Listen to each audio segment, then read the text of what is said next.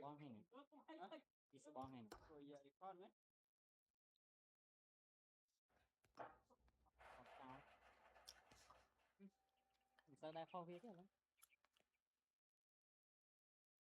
con đi gỗ lanh chứ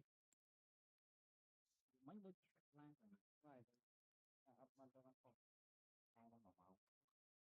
lấy vài bạn mà đi rồi